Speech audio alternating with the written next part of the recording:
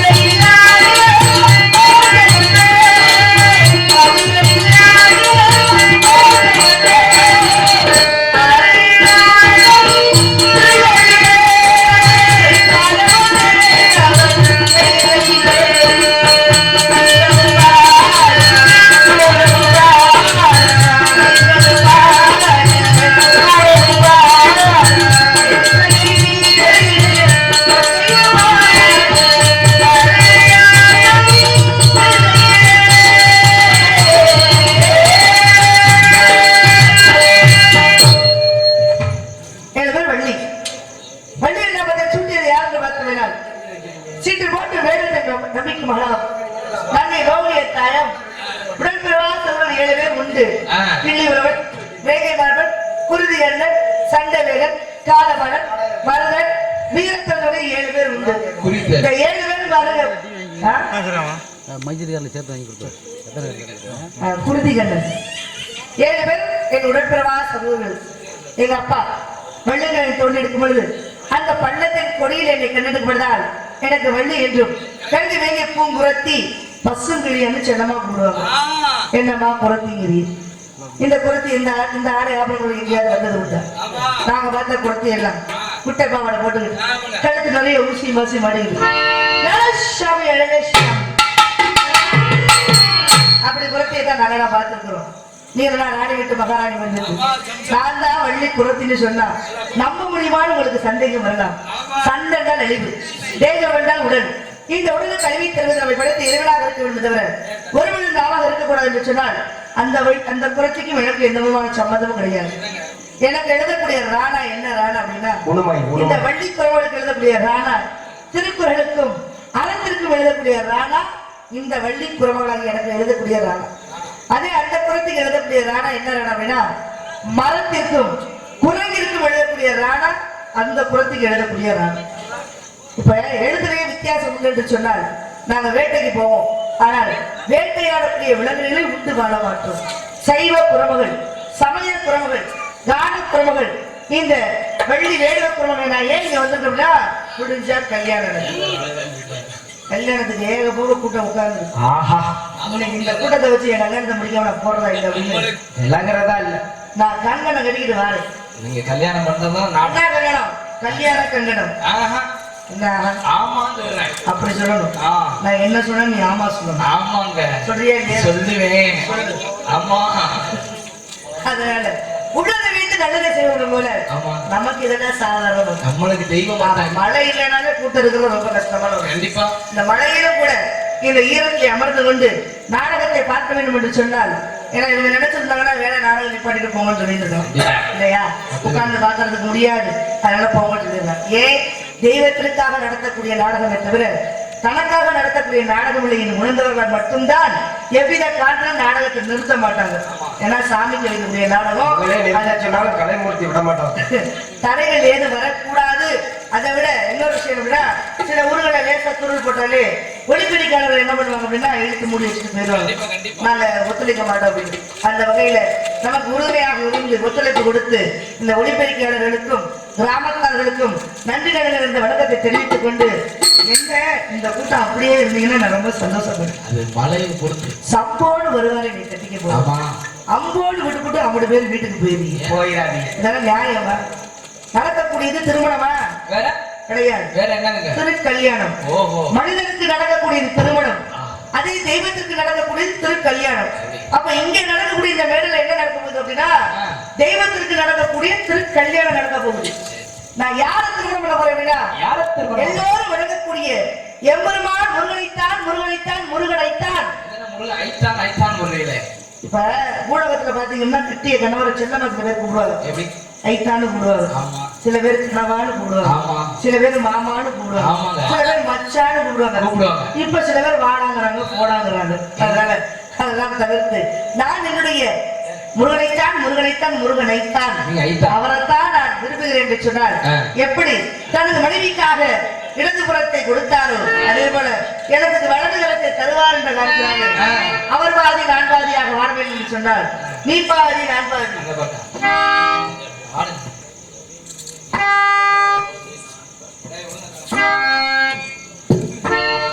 நீ பாதி நான் பாதி கண்ணா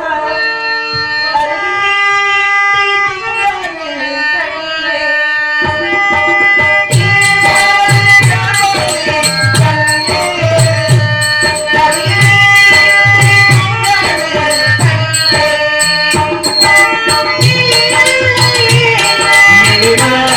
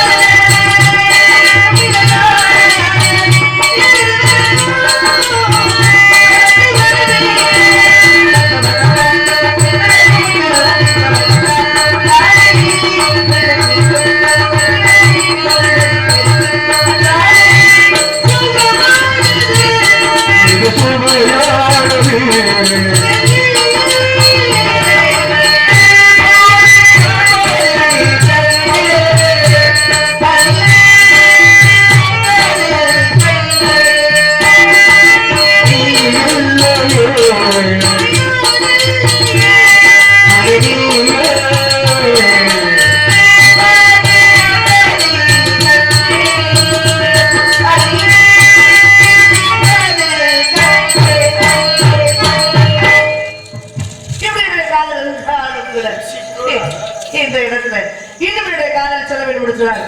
எப்படி எல்லாம் இந்த காதல் இருக்கிறது தெரியுமா? காலிலே சிலனை கட்டியது போல ஜல் ஜல் ஜல் என்று சலத்தை ஒளி சல சல சலவென்று காலையிலே சில் சில் சில் காலையிலே சேர்ந்திடவே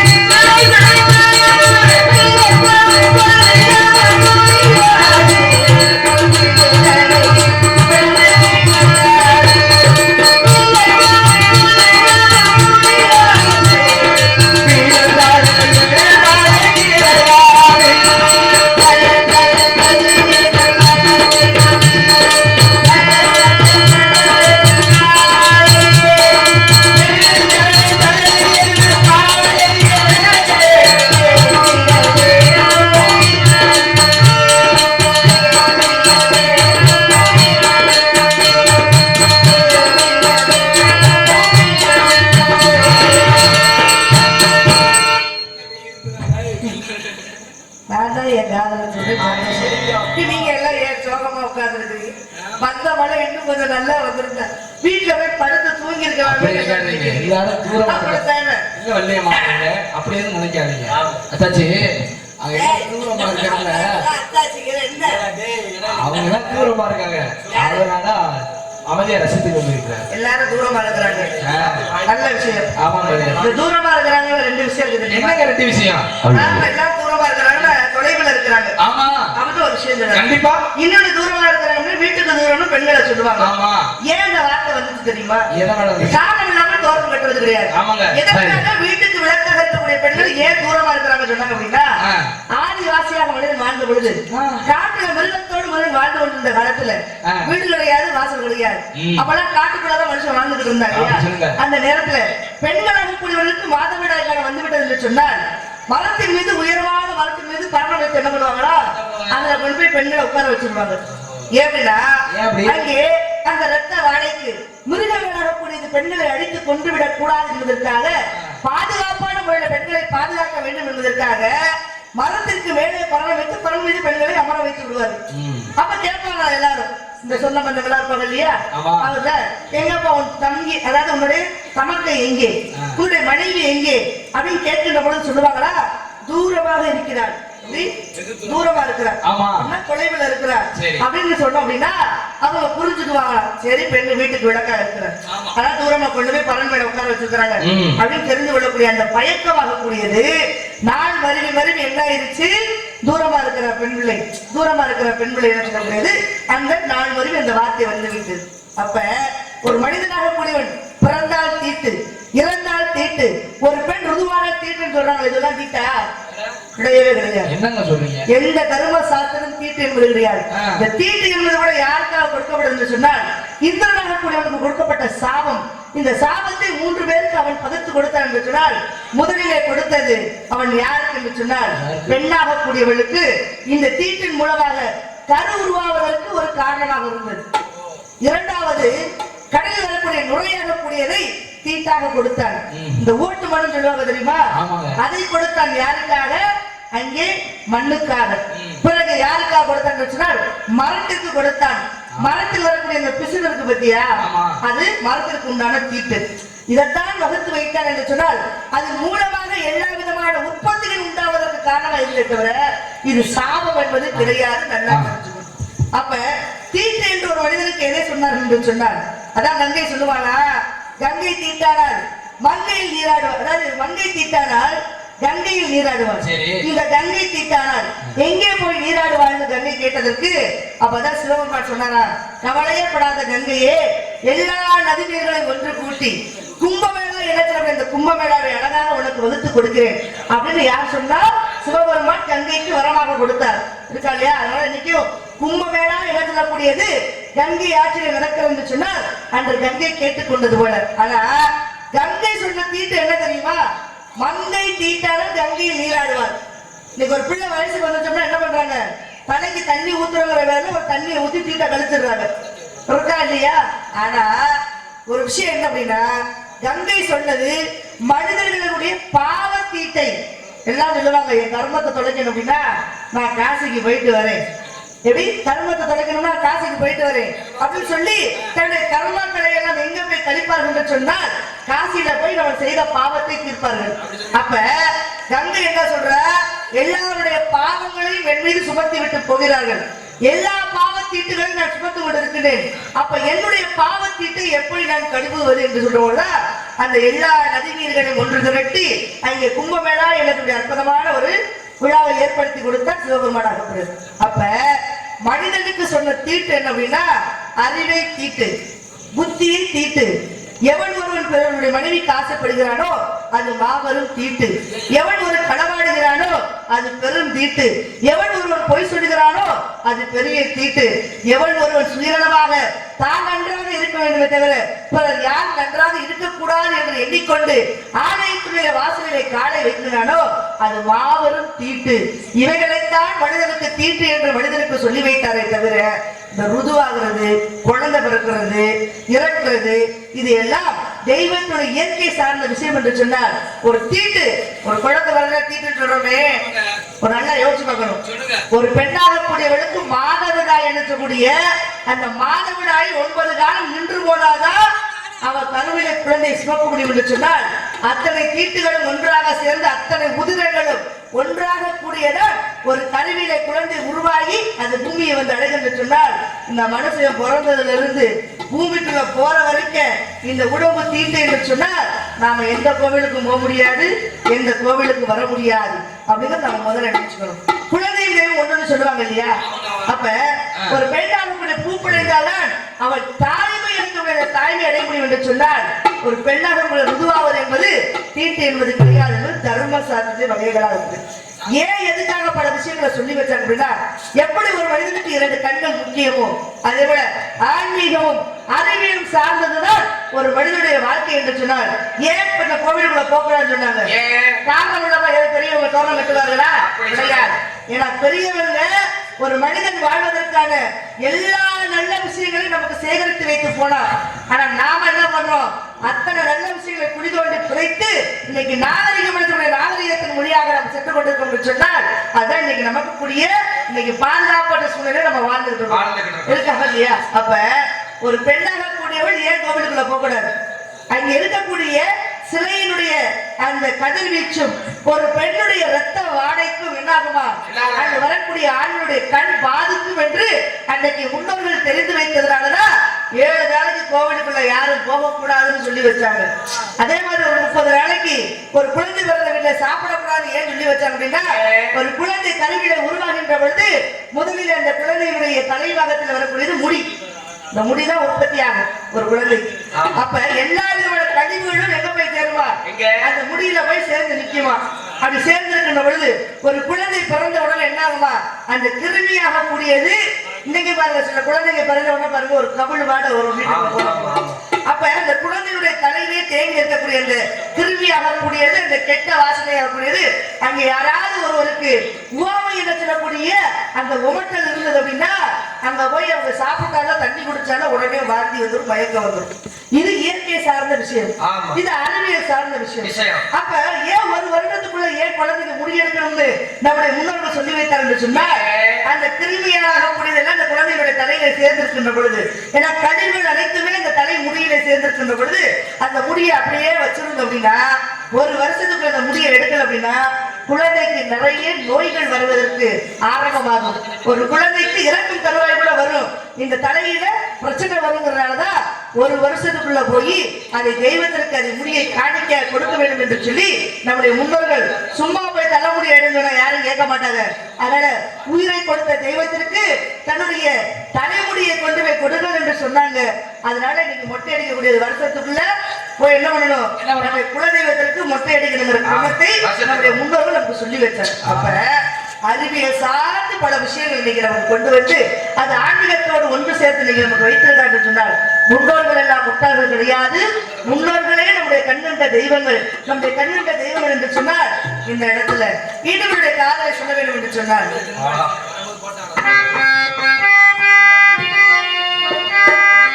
தென்பாண்டி சீமை தென்பாண்டி பாட்டு ஊரோட பாடும்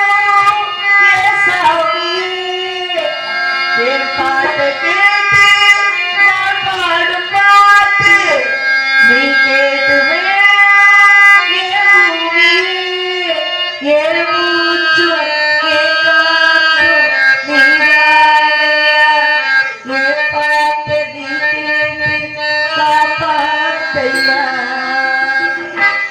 அசையில பாட்டி கட்டி காத்து ஒட்ட கட்டி வச்சிடா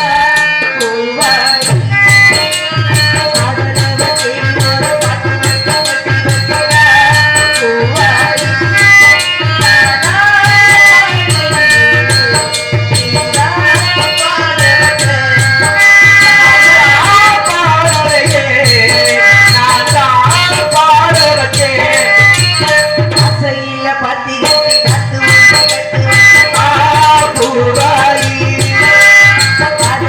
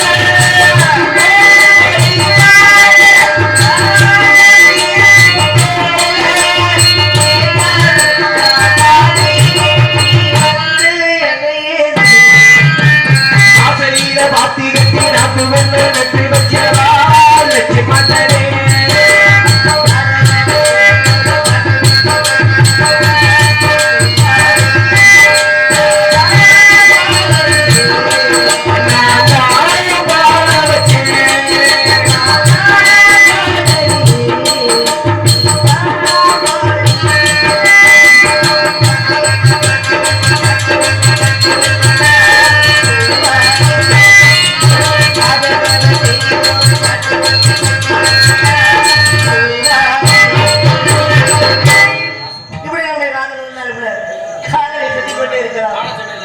நல்லா பாடம் அலைமூர்த்தி அன்பளிப்பு பாடம் இல்லையா? அதனால காதலை காட்டி கேடு தந்தையிடம் சேர்ந்து காட்டி கேட்டு தந்தை எதற்காக அழைத்தார், என்ன காட்டுகள் அப்படின்ற விஷயத்தை என்ன வர வேண்டிய வழியை விட வேண்டும் என்று சொல்லிக்கொண்டு இந்த இடத்துல என்னுடைய தோழிமார்கள் வருவார்கள். வந்தார்கள் என்று சொன்னால் பசுபாடு விஷயத்தை தெரிவிக்க வேண்டும் என்று சொல்லி உங்களிடமிருந்து தெரியாத விடை தண்ணீரும் நன்றி நன்றி இழந்தனர்.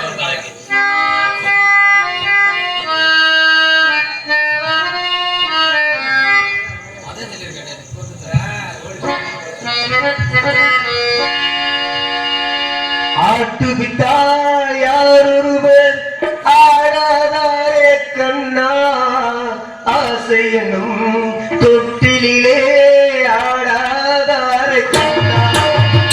ஆட்டு விட்டால் யாரொருவர் ஆடாதாரே கண்ணா, ஆசை என்னும் தொட்டிலே ஆடாதாரே கண்ணா.